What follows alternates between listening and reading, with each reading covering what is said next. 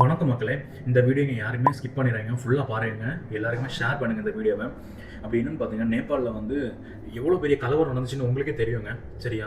அது எதனாலன்னு பார்த்தீங்கன்னா, அங்கே யூடியூப் ஃபேஸ்புக்கை வந்து பேன் பண்ணுறேன். எதனால் பேன் பண்ணுறேன்னு பார்த்தீங்கன்னா, அங்கே ஊழல் அதிகமாக இருக்குன்னு சொல்லி மக்கள் எல்லாம் வீடியோ போட ஆரம்பித்தாங்க. அதனால அங்களோட கவர்மெண்ட் என்ன பண்ணாங்கன்னா, இதை நம்ம பேன் பண்ணணும் அப்படின்னு சொல்லிட்டு பண்ண உடனே மக்கள் எல்லாருமே வெளியில் வந்து போராட்டம் பண்ண ஆரம்பிக்கிறாங்க. அங்கே உள்ள சிஎம் அடித்து விரட்டுறாங்க, அங்கே உள்ள மினிஸ்டர் ஓட விட்டு கொண்டாங்க, எல்லா இடத்தையும் வண்டி எல்லாம் கொளுத்துனாங்க. அவ்வளோ கலவரம் ஆச்சு.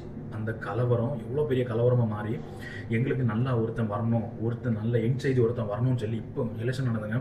அங்கே வந்து என்சைஜ் ஒருத்தங்க வந்து இப்போ வின் ஆயிடுச்சு. எல்லாருமே அந்த என்சைஜுக்கு தாங்க ஓட்ட போட்டாங்க, நல்ல ஆட்சி வரணும்னு சொல்லி. அவரும் இப்போ நல்லா பண்ணிட்டு இருக்காரு. நம்ம தமிழ்நாடும் இந்த நிலைமைக்கு தாங்க போயிட்டு இருக்கு. நம்ம தமிழ்நாடு வந்து தரம் மட்டும் ஆகிட்டே இருக்குங்க. எல்லாமே உங்கள் கையில் தாங்க இருக்குது. இவ்வளோ நாள் ஆட்சி பண்ணாங்கன்னா யாருமே எதுவுமே ஒழுங்காக பண்ணவே இல்லை. சரியா? அவங்க பாட்டுக்கு அமைதியாக தான் இருக்காங்க. இப்போ எலெக்ஷன் நடக்கிறனால தானே எல்லாரும் ஸ்டாலின் அவன் ஏடிஎம்கேலேருந்து எல்லாம் வெளியில் வந்து ஒரு வீடாக ஓட்டு கேட்குறாங்க. இவ்வளோ நாள் அவங்க எங்கே போனாங்க? எவனும் வரல, எல்லாம் ரோட்டில். சரியா?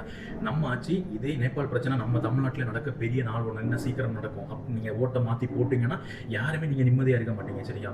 இந்த தமிழ்நாட்டில் இப்போ 2026 எலெக்ஷனில் நீங்கள் வந்து ஓட்டை மாற்றி போட்டுறாங்க, ஓட்டை மாற்றி போட்டிங்கன்னா யாருமே நிம்மதியாக இருக்க மாட்டீங்க. அந்த அளவுக்கு நம்மளை கொண்டு போயிடுவாங்க. அப்படி நீங்கள் இப்போ என்ன பண்ணணும்னு பார்த்தீங்கன்னா, கண்டிப்பாக டிவிக்கு ஓட்டை போடுங்க. சரியா? தாவைக்கா விஜய்க்கு ஓட்டை போடுங்க.